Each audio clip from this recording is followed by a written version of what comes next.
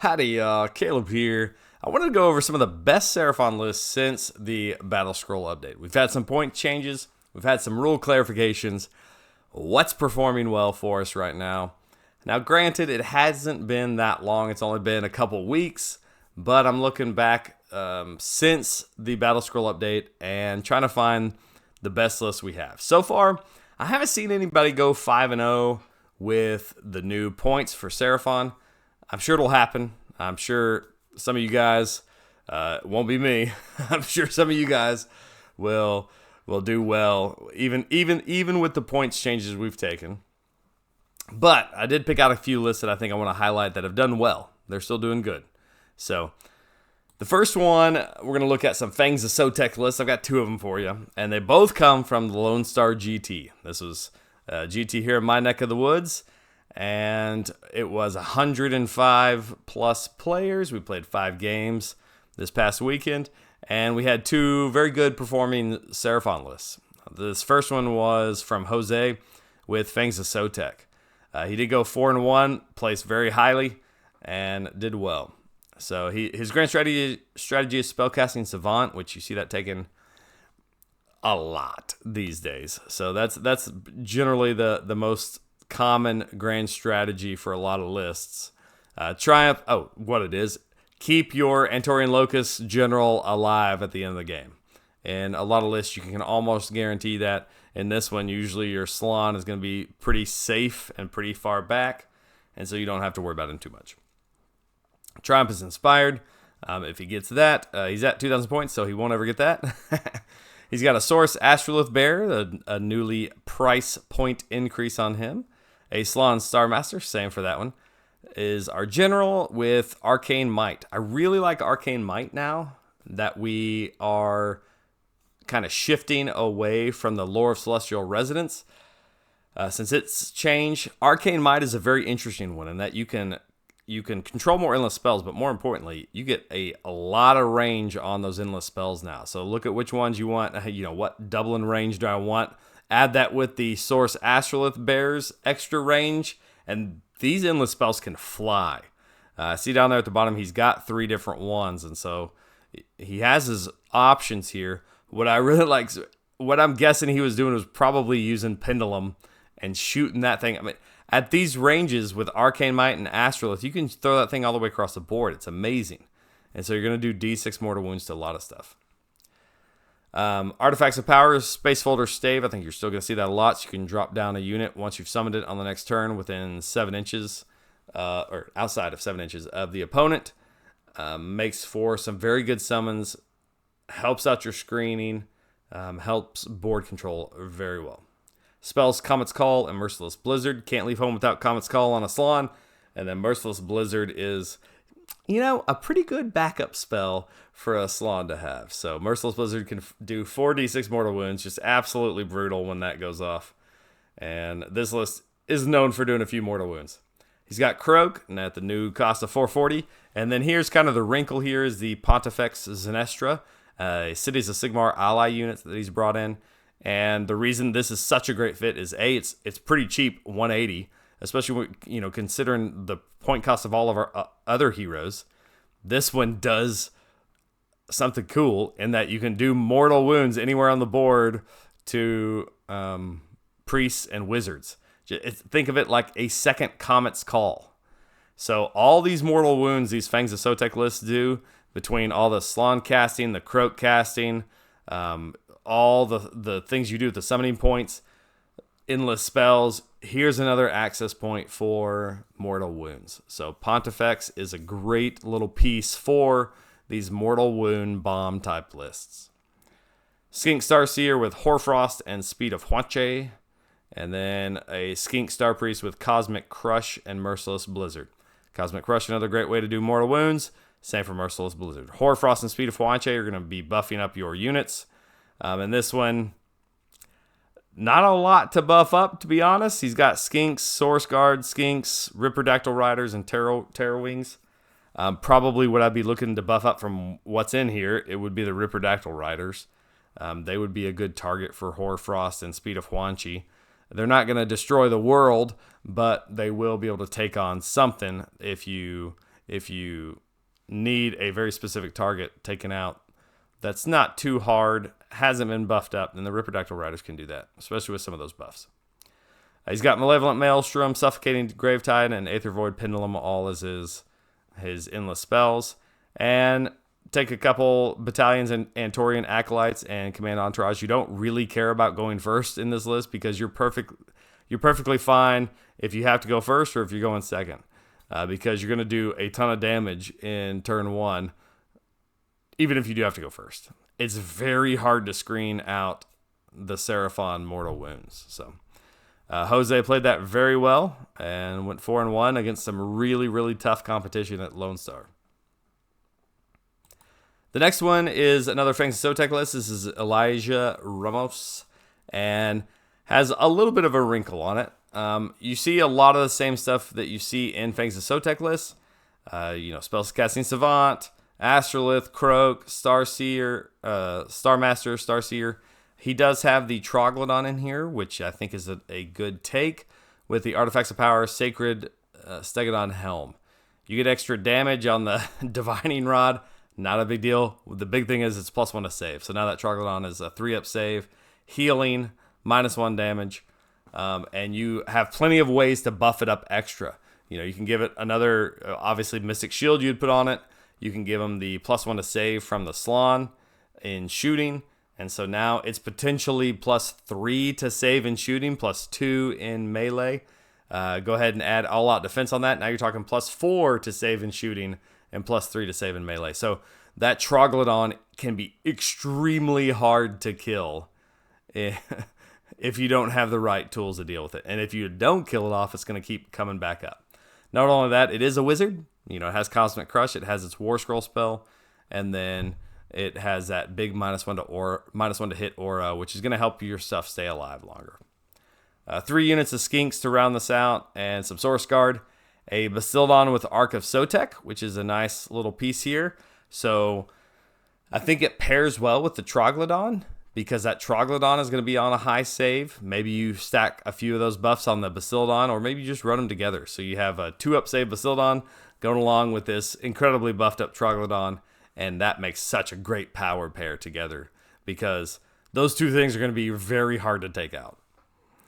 He's also got Malevolent Maelstrom as his endless spell. Only one endless spell. I'm wondering if the point changes, he had to give up a couple of endless spells here to take his list he's been doing lately. But all that's into 2 different battle regiments for a 2-drop army, and did awesome with it. Great job, Eli. All right, we've got a couple of Koatl's Claw. I think I've got 2 Koatl's Claw lists. Koatl's Claw. I don't know how you're supposed to say that. So the first one is from Kevin, who was playing at the Grognard Games X Broken Ranks GT. It's a bit of a mouthful. His grand strategy is continuous expansion. I like it. If you plan on having multiple units alive at the end of the game, then this one's usually a pretty easy one to get. Triumphs Inspired. We've got a Scar Veteran on Aggradon as our general with Vengeful Defender, and Blade of Realities. I like Blade of Realities on the Aggradon. That makes him a nice little assassin. A lot of times people will ignore him, and then he'll be able to come in with, 5 attacks at -3 rend, doing 3 damage onto a hero. That's not bad. We've got the Skink Oracle on Troglodon with Heavenly Frenzy, a Starseer with Hoarfrost, and then 3 units of Aggradons. 2 of them reinforced, and then 1 just MSU. So a lot of Aggradons here in this Koatl's Claw list, which I like. That's all our battle line there. An Ark of Sotek, which is a nice little monster to add in here. Some Hunters of Huanchi, and then 6 Free Guild Command Corps. Even with the upgraded price here, we have a Command Corps in here. That's interesting. This does say it's a battle regiment. Oh yeah, that works, because the Basildon's the monster here. Okay. So this is all 1-drop, and it has some interesting tools. So the Aggradons will obviously hit hard, and you've got Hoarfrost to buff them up as needed. You've got those 3 Aggradons, the Hunters of Huanche, to be running along the board edges, score you some battle tactics. And then the Command Corps is just a nice tech piece into this. I mean, if you're looking at that 200 point range and you need something to spend it on, a command core isn't a bad idea. It's a great screen that can resurrect its own self, its own models, but more importantly, it can deny the opponent their use of their commands. So anytime you can disrupt the opponent's command structure, it's very good. So anytime they spend a command point on a 4-up, well, I guess it's once per phase or once per turn. I'd have to look that back up again. Which it's very good. On a 4-up, they don't get to do it. So command core is very good at disrupting those command point usages, which a lot of armies rely on. An interesting list there with the command core, and I like that. Next win, Michael went 4-1 at Rumble in the Rockies AOS GT. He also took Koatl's Claw, Spellcasting Savant, and this one we have quite a bit put into heroes here. We have a Skink Oracle on Troglodon with Heavenly Frenzy. That's pretty standard there to get run and charge on things. But we also have Lord Kroak in a Koatl's Claw list. I like this. I've been trying to run this myself, and I just quite haven't found the right list yet. So I was happy to see somebody doing this and doing it well with Kroak in a Koatl's Claw list. So we have, our nice Troglodon. We have our Kroak to do all the spellcasting. Then we have our Saurus Astrolith Bearer to extend Kroak's range, but also be our general for Vengeful Defender, and Arcane Tome, which fulfills the Spellcasting Savant. So that Astrolith is an incredibly vital piece of this army. So don't lose that Astrolith Bearer in this army, because it is the linchpin between what he does for Kroak, what he does for all the Saurus, and then what he does for your grand strategy. This Astrolith is incredibly important. As we look down, we see another hero here with Pterodon Chief. That just gives you a fast skink hero. You can run this thing. You might start it on the side of the board. You can run this anywhere you want to. It's so fast. You can start it wherever you need to. And this might be the piece that grabs you the objective for hold an objective with a skink unit. If they leave something undefended, you just fly over the top and go grab it. Maybe do a few mortals along the way. It's in kind of that same price point range as the Hunters, but it takes up a different slot. So you can fit that into the hero slot if needed. We do have 5 Source Guard to guard Kroak, and then 2, 3, 4, 5, 50 Saurus Warriors. Nice.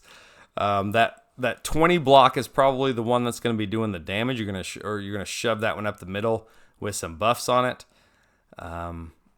What buffs? We can give it with Kroak. We can give them the Empower Celestite weapons, and so they can get -2 rend on their spears or clubs, whichever one they're taking here.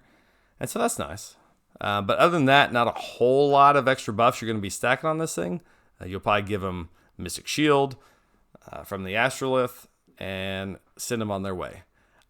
I've started really liking 10 Source Warriors on their own, and he takes 3 of them here as minimum units. They tend to be just enough wounds and just enough toughness that a lot of units don't clear them in one turn.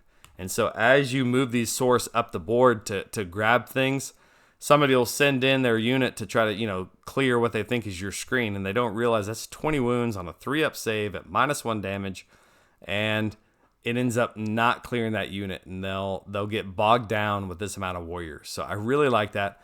They're going to be coming into you. You're going to take the board, and then you're going to hit them with Kroak's mortal wound spells and deal with them that way. Now, this list doesn't do near as many mortal wounds as like the Fangs of Sotek list, but it still has decent output from Kroak if you can get them trapped into your tar pits of warriors. So I like that. Well done, Michael. I did have one Dracothian's Tail list, and I couldn't really find anybody running them and doing very well.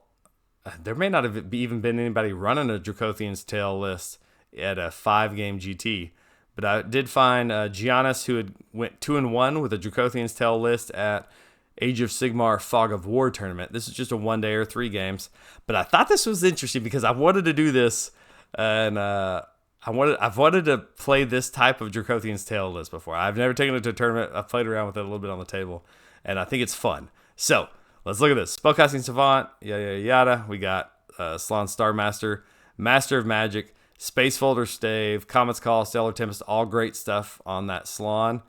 Makes him quite useful. We then have two Starseers, one with Cosmic Crush and Merciless Blizzard, the other with Speed of Huanche and Merciless Blizzard. I like 2 Starseers because what that's telling me is you've got something you want to give a 5-up ward to, and you want it for multiple turns. We'll see that here in a second when we get down to the bottom of the list. We also have an Ashrilith Bearer and a Skink Star Priest. So no Kroak here. I like that we're getting a Dracothion's Tail list that doesn't necessarily have to have Kroak in it. And I think we're seeing some utility other ways. We still have lots of spell casting, but these guys are also able to buff things up. We see 3 units of Skinks down there, and then 12 Aggradons. Yes. I like having the Aggradons over on this side of things. Now, yes, they don't get buffed up like they do in the Coalesced side, but you know what? They don't have bites over in Coalesced anyway. So the only thing you're losing is a little bit of toughness with -1 damage and the +1 to wound from Koatl's Claw. So I think we can make up that with Dracothion's Tail, movement shenanigans. So you teleport one of these wizards up, and then you drop these Aggradon Lancers down and outside of 7 of the enemy, and now you only have to roll a 6 on the charge because they do have +1 to their charge. So all of a sudden, that makes these 6 Aggradons very dangerous in that they can go a lot of different places on the board. And so where sometimes on the Coalesced side of things, you get bogged down with screens, or you get in bad places where you can't quite get the Aggradons where you want them to go. Here in Dracothion's Tail, you can tailor-make a delivery system for them with Dracothion's Tail. So I really like this. I really like this list. I want to try this more. Good job, Giannis, and going 2-1 with a Dracothion's Tail list. And then the best Thunderlizard list.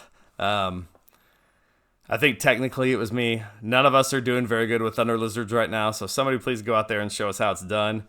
Thunderlizard is struggling right now, even with the points decreases. It's just not up to snuff. So I went 2-3 with Thunderlizard this past weekend at Lone Star GT. Go watch the video yesterday if you want to see a breakdown of all my games and how I beat myself and sometimes just didn't play the best Warhammer ever and had great opponents. Don't take anything away from my opponents. My opponents obviously outplayed me in some of these games. But I did go 2-3 with Thunderlizard. I went grand strategy of Overshadow, which is not the best grand strategy to take here, but because I don't have any Antorian locuses, you can't take the easy ones. Maybe continuous expansion would have been a little bit better, but I think it would have failed that just about as many times as I did Overshadow. And definitely don't take Realm Shaper Guardians. That one's just impossible. And my general is Saurus Oldblood on Carnosaur with Vengeful Defender, so I can get the extra movement out of my Aggradons and out of the Carnosaur. Artifact Arcane Tome, just give me a little bit of casting power. I want access to that Mystic Shield because my Skink Oracle on Troglodon is going to have spell Heavenly Frenzy, which I'm going to be utilizing to get extra movement out of my Aggradons or Stegdons for that run and charge. So Skink Oracle on Troglodon is a great piece because it does have that big -1 to save or -1 to hit aura, and that will really help keep the Stegdons and Aggradons alive a lot longer. Great little piece there. 12 Aggradons in this list. They are battle line, even in Thunderlizard, because of the Old Blood on Carnosaur as my general. And they pair up really well with that Carnosaur because he's able to issue commands to both of them for the price of 1. So you buy 2 command points and you only have to pay 1 price for them. So Carnosaur goes well with them as kind of a power pair. And then the Oracle on Troglodon pairs up well with my 3 Stegodons. I actually kind of ran the Stegodons as sort of a screen to my Aggradons.